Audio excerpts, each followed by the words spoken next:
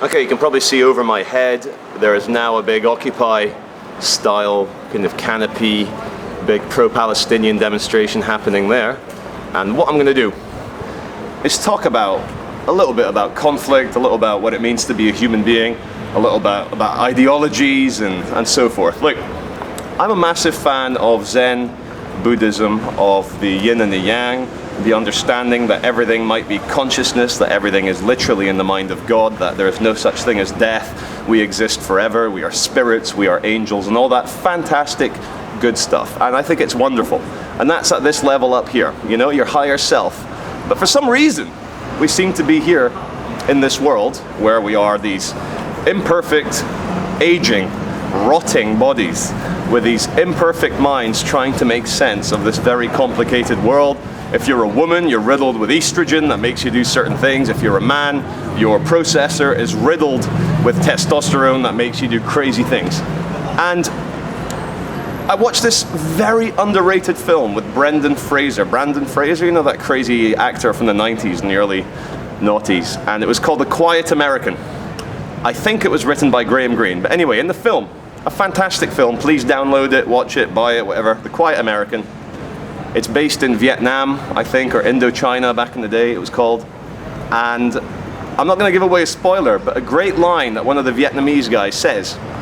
He says, in order to remain human, you have to take sides. And I've talked about non-partisanship, about stepping above conflict, about not taking sides so much.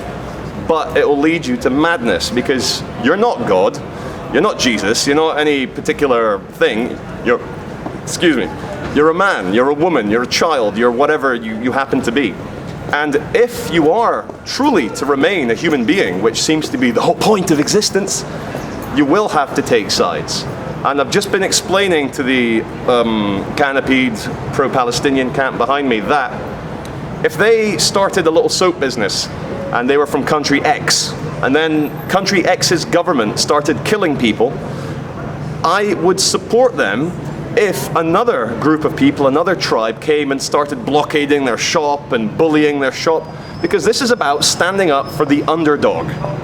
And look, let's talk a little bit about Judeo-Christian values here that I grew up in. I was baptized a Catholic. I'm now very secular. It's embarrassing. I think Catholicism is a funny way of looking at it. In fact, all organized religions is a funny way of looking at it. But one thing I am thankful for living in the West is that we tend to value individualism quite a lot. Yes, we like community spirit. Yes, in Britain we like our socialist government to look after the poor. But at the end of the day, we value that the kingdom of God is inside every single man. Luke chapter 13. And I learned something at the end of Schindler's List, something in the Talmud or the Torah, I forget. One of the T's, that if you save one man, it's as if you save the whole world. Now that goes to show individuality is very important in Judeo-Christian religions. But what I don't see in the more apocalyptic bits of Islam, and let me just put a very quick disclaimer in here. I don't think this is an Islam problem. I think this is a ignorance and anger problem. And a lot of young, angry men in the world happen to be Muslims, so they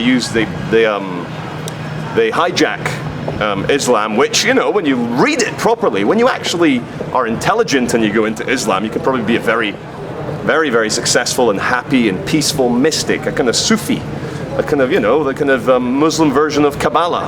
I'm sure you can have a great time and raise kids and be peaceful, because you realize we are all part of God. But, and here's the very, very big but,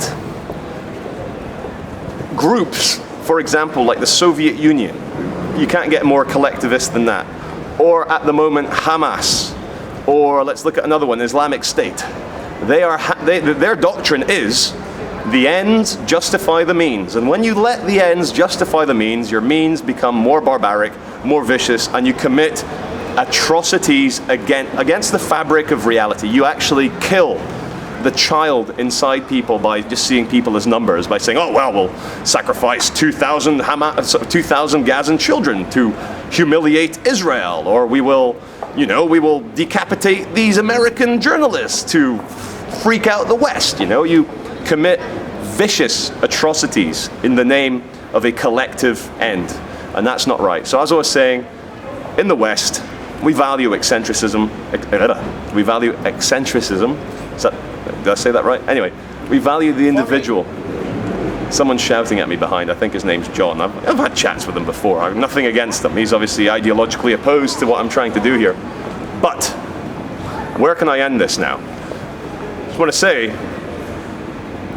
my reasons for supporting this shop is that I see this shop and the peaceful, friendly people that work in it, who I've befriended over the last 6 weeks, are just normal people, just as confused as everyone else. They don't know the meaning of life. They don't want children to die, and yet this camp behind me is focusing on Kedem and the people that work there as if they represent the demons from hell. And that's just simply not true, as I found out because I bothered to spend my time with them.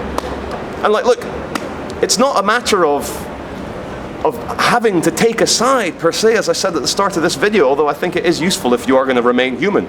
But just learn a bit more. I mean, see Kedem, the shop around the corner. Many months ago, could be 6 months ago, I even made a little snidey comment saying, oh, look at these bloody Israelis with their stolen mud selling it to fat European women. I said that on video, and that's on my channel, until I found out that none of the products there are from occupied territories or from stolen land. None of it. It's from pools that have always been Israel. And so education, facts, can actually end war. I think. Anyway, enough of my face. Thank you for watching.